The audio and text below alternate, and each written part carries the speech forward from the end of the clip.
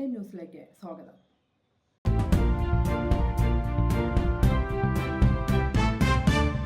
ലോക്സഭാ തെരഞ്ഞെടുപ്പിലെ തോൽവിക്ക് പിന്നാലെ ഇടതുമുന്നണി കൺവീനർ ഇ.പി. ജയരാജനെതിരെ CPM-ൽ പടയൊരുക്കം.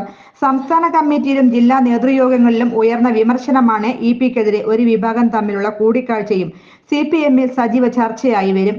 ലോക്സഭാ തെരഞ്ഞെടുപ്പ് തോൽവിയുമായി ബന്ധപ്പെട്ട ചർച്ചകൾ നേതൃയോഗത്തിൽ കഴിഞ്ഞെങ്കിലും CPM-ൽ ഇപ്പോഴും അത് അവസാനിച്ചിട്ടില്ല. തിരുത്തൽ നടപടികൾ സ്വീകരിക്കാൻ വേണ്ടി നേതൃത്വം തീരുമാനിക്കുകയും ചെയ്തിട്ടുണ്ട്. അടിത്തട്ടിൽ നിന്നെല്ലാം മുകളിൽ നിന്നും തുടങ്ങണം തിരുത്തൽ എന്നാണ് പാർട്ടിക്കുള്ളിൽ പൊതു അഭിപ്രായം.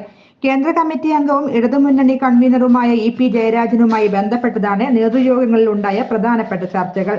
കണ്ണൂരിലെ റിസോർട്ട് വിവാദത്തിലായിരുന്നു തുടക്കം. തെരഞ്ഞെടുപ്പ് സമയത്ത് ഉയർന്നുവന്ന ഇ.പി. ജയരാജനും BJP മനാലി പ്രകാശ് ജാവേദ്കറും തമ്മിലുള്ള കൂടിക്കാഴ്ചയുമായി ബന്ധപ്പെട്ട വാർത്തകളും തെരഞ്ഞെടുപ്പ് തോൽവിയുടെ ആക്കം കൂട്ടി എന്നാണ് പാർട്ടിക്കുള്ളിലെ പൊതു അഭിപ്രായം. മുന്നണി കൺവീനർക്ക് ചേർന്ന നിലപാടല്ല ഇ.പി. സ്വീകരിച്ചതെന്ന് പല ജില്ലാ യോഗങ്ങളിലും അഭിപ്രായങ്ങൾ ഉയർന്നു വന്നിട്ടുണ്ട്. ഒരു ദിനപത്രത്തിൽ CPM സംസ്ഥാന സെക്രട്ടറി നൽകിയ അഭിമുഖത്തിൽ ചോദ്യത്തിന്റെ ഭാഗമാകാതെ തന്നെ ഇ.പി.യുമായി ബന്ധപ്പെട്ട വിഷയം ഉന്നയിച്ചത് പാർട്ടി സൂചനയായി കാണുന്നവരുമുണ്ട്. അതേസമയം മുഖ്യമന്ത്രിക്കെതിരായ വിമർശനങ്ങളെ പാർട്ടി സെക്രട്ടറി തള്ളിക്കളയുകയും ചെയ്തു.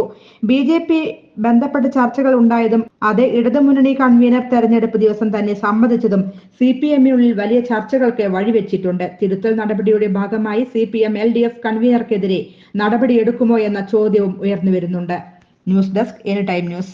കൂടുതൽ വാർത്തകൾക്ക് ഞങ്ങളുടെ ചാനൽ സബ്സ്ക്രൈബ് ചെയ്യുക, ഫേസ്ബുക്ക് ഫോളോ ചെയ്യുക. വാർത്തകൾ വേഗത്തിലറിയാൻ എനി ടൈം ന്യൂസ്.